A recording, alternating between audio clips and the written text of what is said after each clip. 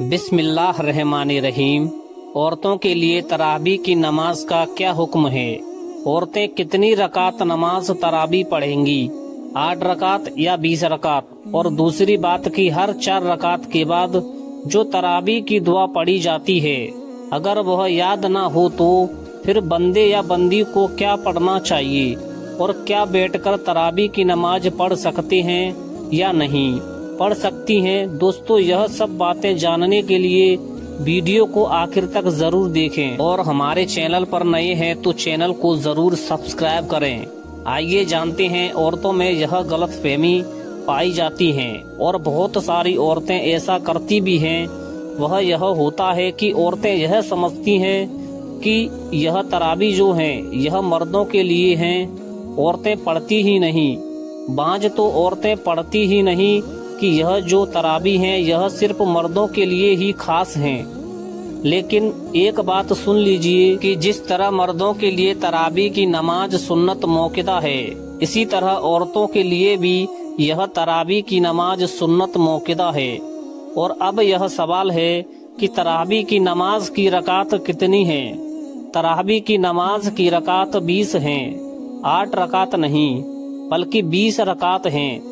जिस तरह मर्द मस्जिद में जाकर 20 रकात नमाज जमात के साथ तरावी की नमाज अदा करते हैं, इस तरह औरतें अपनी घर के ईशा की नमाज के बाद 2 सुन्नत पढ़ेंगी। 2 सुन्नत के बाद फिर 20 रकात नमाज तरावी पढ़ेंगी। फिर उसके बाद वित्र जो है यह पढ़ने होंगे। तो जिस तरह मर्दों के लिए यह नमाज सुन्नत मौक़िदा है, ठीक उसी तरह औरतों के लिए भी इसी नमाज का पढ़ना जरूरी है। और रहा सवाल यह कि तरावी की हर 4 रकात के बाद जो बैठकर दुआ पढ़ी जाती है, हाँ, अगर वह याद नहीं तो सुन लीजिए कि वह दुआ सुन्नत या वाजिब नहीं है, बल्कि वह एक तस्बीह है। और तस्बीह में अगर वह आपको अल्फाज याद नहीं तो आप कोई और तस्बीह भी पढ़ सकते हैं, जैसे कि सुबहान अल्लाह, अल्हम्दुलिल्लाह। इसी तरह कोई भी आप तस्बीह कर सकते हैं अगर आपको बहुत दुआ नहीं आती है। अब बात करते हैं कि औरतें बैठकर नमाज तरावी पढ़ सकती हैं या नहीं पढ़ सकती हैं। तो सुन लीजिए कि बैठकर नमाज तरावी पढ़ने में उलमाए इकराम का इख्तिलाफ है। बाज उलमाए इकराम यह फरमाते हैं कि बैठकर नमाज नहीं होती और बाज उलमा यह फरमाते हैं कि हाँ, बैठकर नमाज हो जाती है, लेकिन उसका जो अजर और सवाब है वह कम मिलता है, बजाय इसके कि अगर आप खड़े होकर यह नमाज अदा करती हैं तो आपको पूरा अजर मिलेगा। अगर आप बैठकर पढ़ती हैं, चाहे कोई उजर है या उजर नहीं, तो आपको इसका जो अजर और सवाब है वह आपको कम मिलेगा, यानी आधा मिलेगा।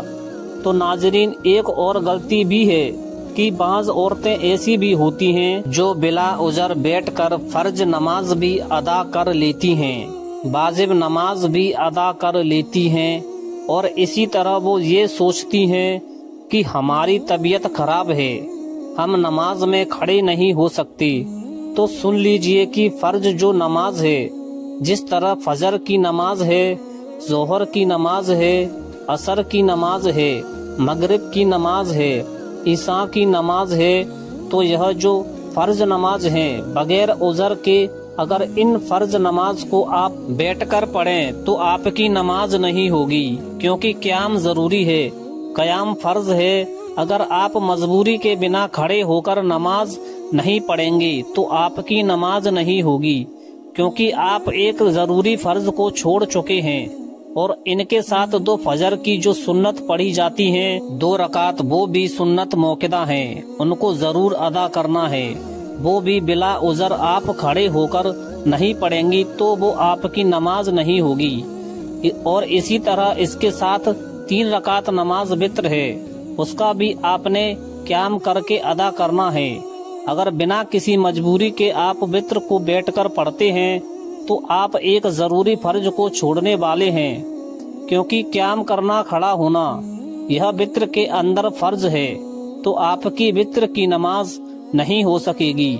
और बात रही तरावी की, तो अगर आप माजूर हैं खड़े होने से तो उसके लिए आप बैठकर पढ़ सकती हैं। मगर यह कोशिश यह करनी चाहिए जहाँ तक तबीयत बर्दाश्त करती है, खड़ा होना चाहिए। अगर आप खड़े नहीं हो सकती तो बैठकर नमाज पढ़ सकती हैं, लेकिन जहाँ तक सेहत साथ दे खड़े होकर पढ़ने की कोशिश करें, क्योंकि रमजान सिर्फ 1 महीने का होता है और इसमें पूरी तरह इबादत में लग जाना बेहतर है।